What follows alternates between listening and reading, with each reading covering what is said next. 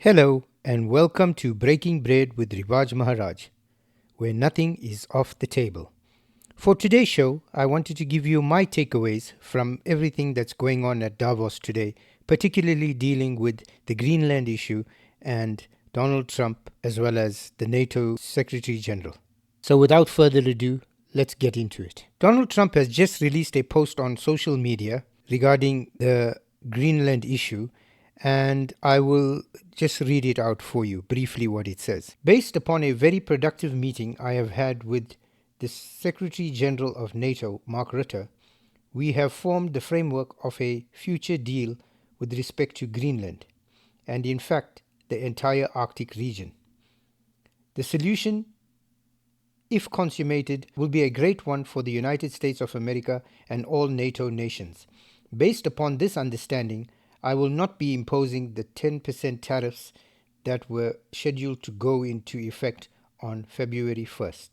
So the question on everyone's mind then is, did Trump cave in, effectively earning the label or title of Taco Trump, or did Europe cave in?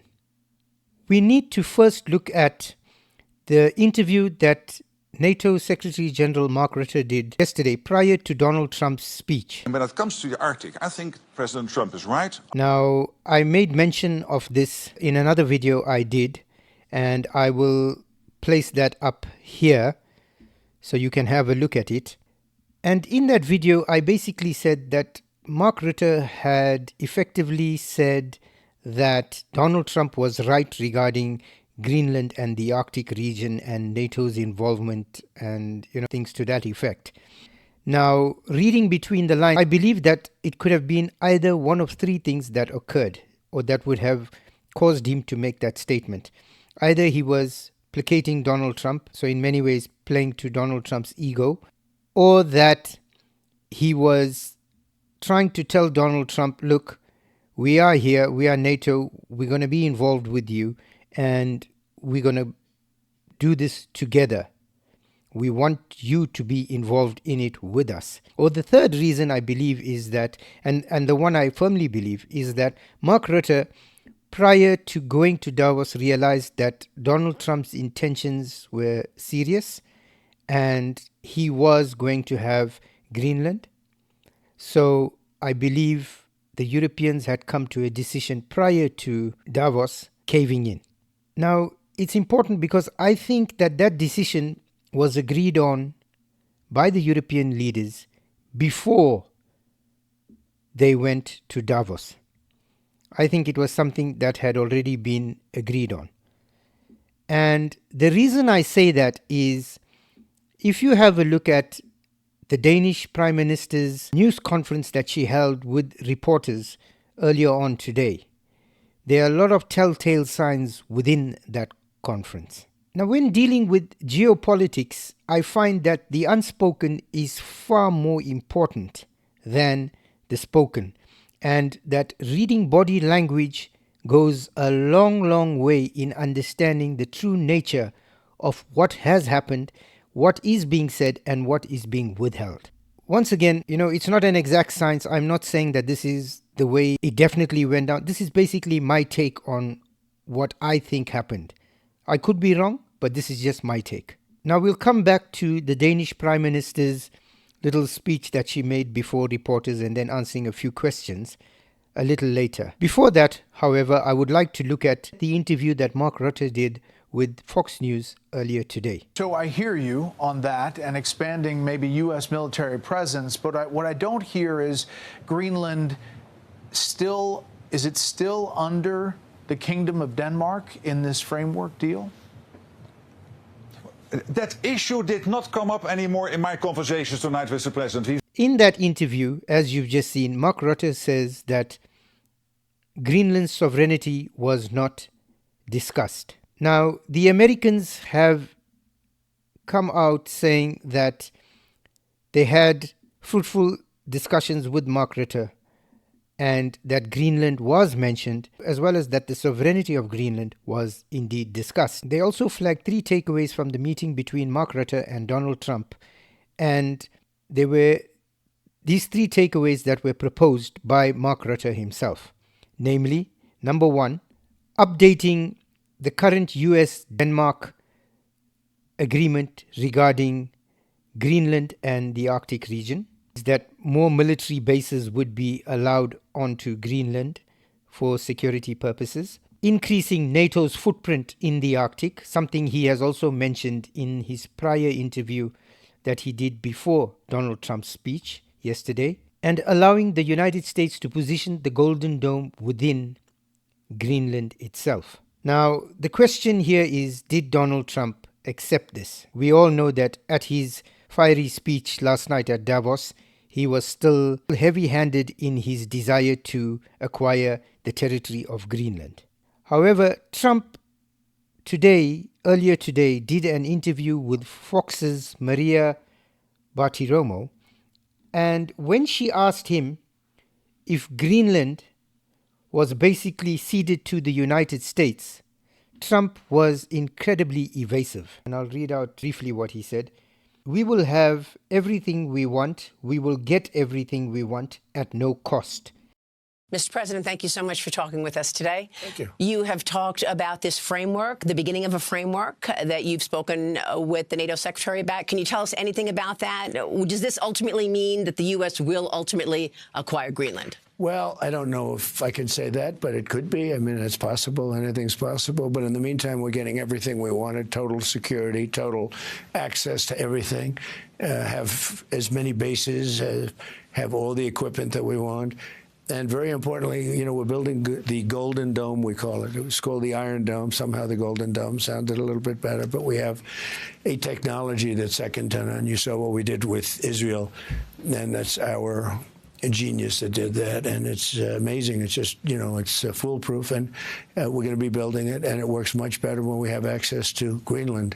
Just covers more territory, covers it more accurately. Missiles will be more accurate by having it. It's very important strategically as a piece, and we will have everything we want. We're getting everything we want at no cost. Now, he's neither saying, yes, the sovereignty of Greenland will now be handed over to the United States, but he is neither saying it will not. And one might argue that this is currently where the United States is at the moment in terms of Greenland and Denmark, because the option of adding military bases, mining the area, providing more security were always on the table. So did Trump get what he wants? I think it's still up in the air. But coming back to the Danish Prime Minister's interview, which she did today, have a listen to this. First of all, I would like to express how grateful we are in the Kingdom of Denmark, including Greenland, for all the support we have received from all over Europe. It has been extremely important in this very difficult situation that we have been placed in.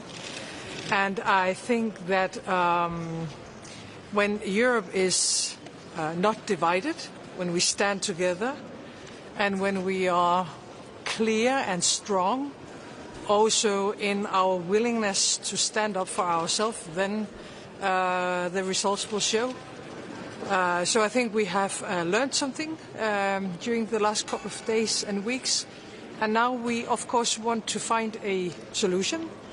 So there is one thing that has something to do with NATO. We have asked NATO to be more present in the Arctic region, and I think everybody in NATO agrees about that, the Arctic states, but also other member states, that we need a permanent presence from NATO in the Arctic region, including around Greenland.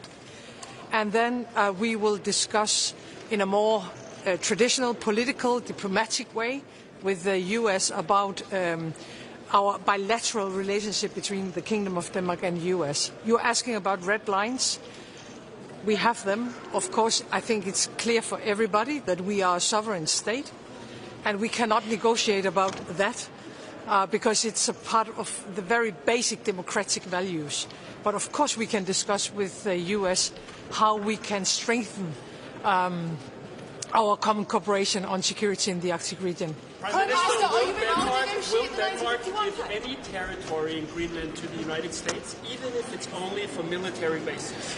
We have said from the very beginning that a discussion about our status as a sovereign state, it cannot be discussed, it cannot be changed.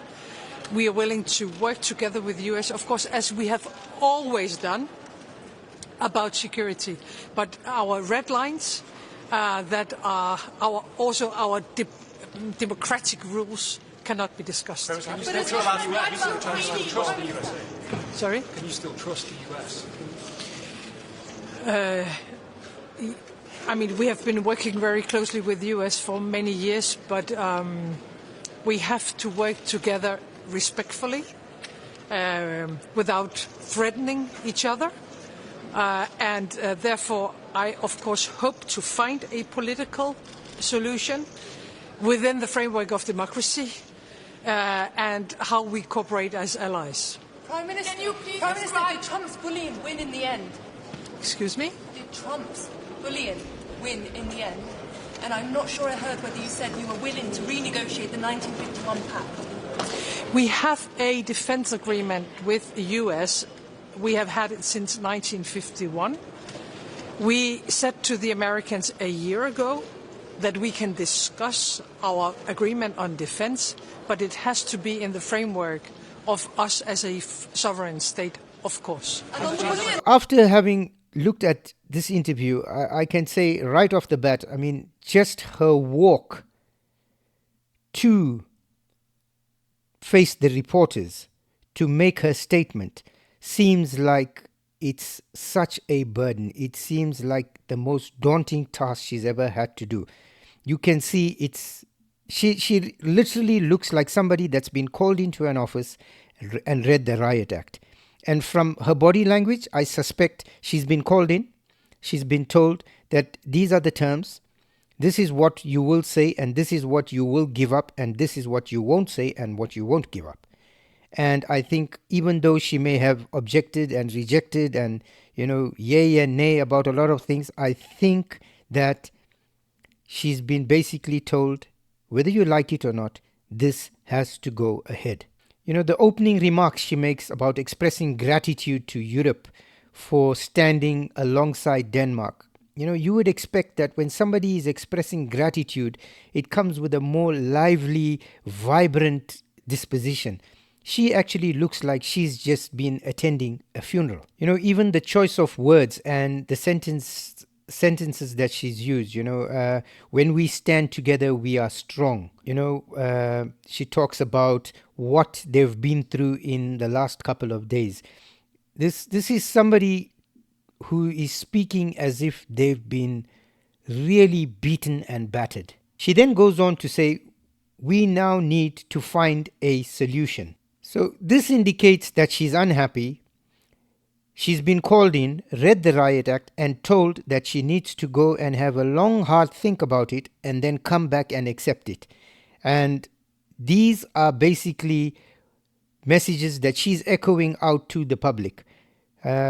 And also, I believe that these statements are meant for those that have read her the Riot Act, where she's basically saying to them, I'm not happy with what you've asked me to do. I don't agree with it. However, I'm going to follow it. Throughout this entire interview, she looks like somebody that has really been broken and defeated. One of the points that she mentioned in her little address to the reporters was that she asked NATO to be more visible and present in Greenland and the Arctic region. This is once again going on to reaffirm what Mark Rutte had expressed prior to Donald Trump's speech yesterday. Now, immediately after that speech, a lot of people, and there was a lot of flack that Mark Rutte had to wade through, because people were saying the decision doesn't lie with NATO. The decision on Greenland lies between the people of Greenland as well as the Danes. It has absolutely nothing to do with NATO. So why is he negotiating on their behalf? And I suspect, if I remember correctly, I think some politicians within Denmark echoed this similar claims. So her making this statement is actually reaffirming and her trying to set the record straight, even though she may not have even asked him to do that, because we know that that was not her stance as well, asking NATO to intervene. So this is her basically being compliant. She further said that we, as in they, Denmark and Greenland, they are a sovereign state, their territory is sovereign, and that they are not prepared to negotiate that. However, they are prepared to sit down with the United States and discuss how they could strengthen their common cooperation within the Arctic region. So you still get these little bits coming out where she's saying their sovereignty is not up for grabs. And I suspect that's why Trump said, if the framework is consummated. So he's probably left it on the table with Mark Rutte and the rest of the EU and said to them, get this deal done and then come back to me. Don't forget, he's removed the tariffs for now. But knowing Trump, anything is possible. He could then go back if he's not happy and change. He's flip-flopping on Russia and Ukraine. He's flip-flopping on India and tariffs, China and tariffs. We all know what it's about. It's all theatrics. It's all, little hissy fits that he puts up. However, I think that while he's removed the tariffs for now, if he still feels he's not coming out with a positive on this deal, then he'll resort to his usual antics. What's incredible was one of the reporters asked her, can you trust the United States? And there was an and hesitation and a little silence. And, that spoke volumes. She says that they've been working with the US for many years, but they have to find a way to work together respectfully without threatening each other. So, that was my take from it. I mean, I'm just looking at, the statements made by the parties concerned, but also other players in the matter. Then if you look at Ursula von der Leyen, she had, I think, one of the most incredible speeches at Davos, where she, spoke about trade deals, and she spoke about Europe realizing and pivoting away. Mark Carney, similar speeches. So, we'll look at that, at those in future episodes. Davos is still turning out to be somewhat of a spectacle. Who knows what could happen next.